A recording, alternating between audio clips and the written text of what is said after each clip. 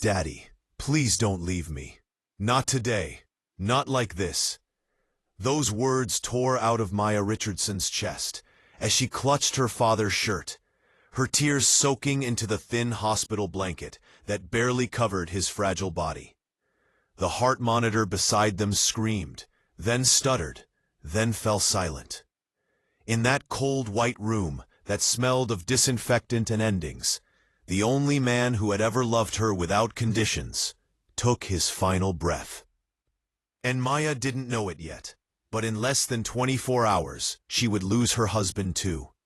At the time, all she knew was the unbearable weight on her chest, the way grief pressed down so hard she thought it might crush her unborn child along with her heart. 6 months pregnant, exhausted, hollowed out by weeks of hospital nights, Maya laid her head on her father's chest and listened to the silence where his heartbeat used to be. James Richardson had been everything to her, her whole world, her safe place. He was the man who braided her hair before school, who packed her lunches with handwritten notes, who showed up to every recital straight from work in his janitor's uniform, still smelling of floor cleaner and effort. The man who raised her alone after her mother died giving birth, who never complained, never asked for anything, never made her feel like she was too much. And now he was gone. Before the nurses gently pulled her away, before they covered his face, James had used the last of his strength to press an envelope into her trembling hand. His voice had barely been more than air when he whispered, "Baby girl, when I'm gone, open this and remember, you are never alone. You are never poor. You are never powerless. I made sure of that." She hadn't understood then. She barely heard it through the sobbing. All she felt was loss.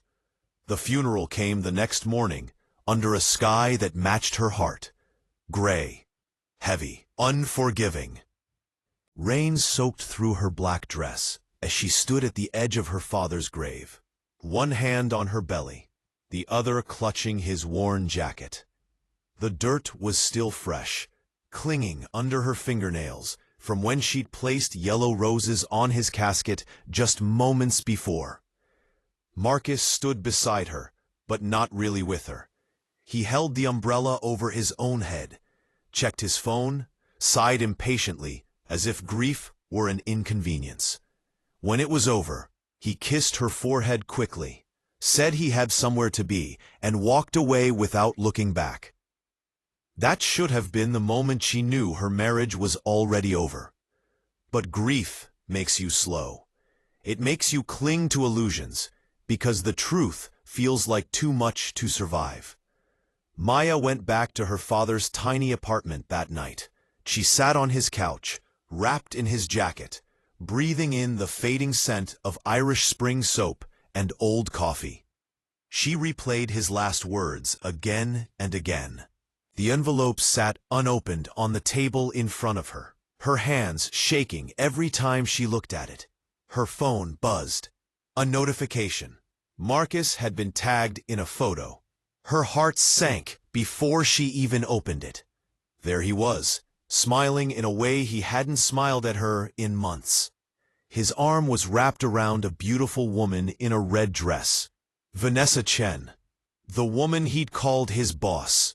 The woman he'd said was just a colleague. The caption read, "Celebrating new beginnings." Maya scrolled. More photos. Older ones.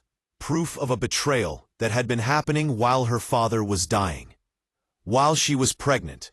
While she was begging her husband to sit with her in a hospital room. She ran to the bathroom and vomited until her throat burned. That night, Marcus didn't come home. The next morning, he arrived late on purpose, wearing expensive cologne and holding a manila folder. He sat across from her at the kitchen table and told her he was leaving.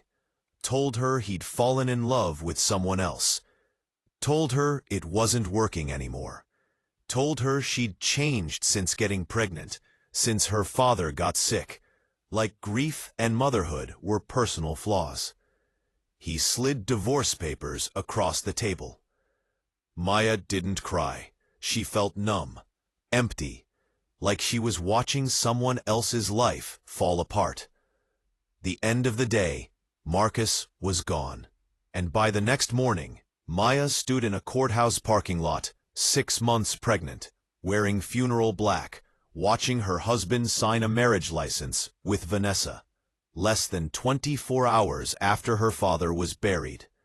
Less than 24 hours after he promised to love her forever. Vanessa smiled when she saw Maya. Smiled like she'd won. Maya clutched the envelope in her hands so tightly it crumpled. She felt small, disposable, forgotten. As if the universe had taken everything good and left her with nothing but grief and betrayal. She didn't know that in 2 hours and 47 minutes, everything would change. She drove straight from the courthouse to the bank her father had mentioned, First National, Safety Deposit Box 1247. Her hands shook so badly, she could barely sign her name. The banker returned with a key. Inside the box was a neatly organized stack of documents, legal papers thicker than anything Maya had ever seen, and a handwritten letter in her father's careful script. She read the letter first. "My baby girl, if you're reading this, then I'm gone. And I'm so sorry I had to leave you before meeting my grandchild. But listen to me now, like you always did. Everything I did, every sacrifice I made, was to protect you. I saw what was coming. I saw the way your husband's love faded when life got hard. I made sure that when he walked away from you, not your future. You are the sole beneficiary of an irrevocable trust valued at $5.2 billion. No spouse, no ex, no one can ever touch it. This was never about money. This was about freedom, about safety, about making sure my little girl never had to beg the world to treat her right. Live with kindness, live with courage, and remember, character matters more than cash. I love you beyond measure. Dad." Maya couldn't breathe. $5.2 billion.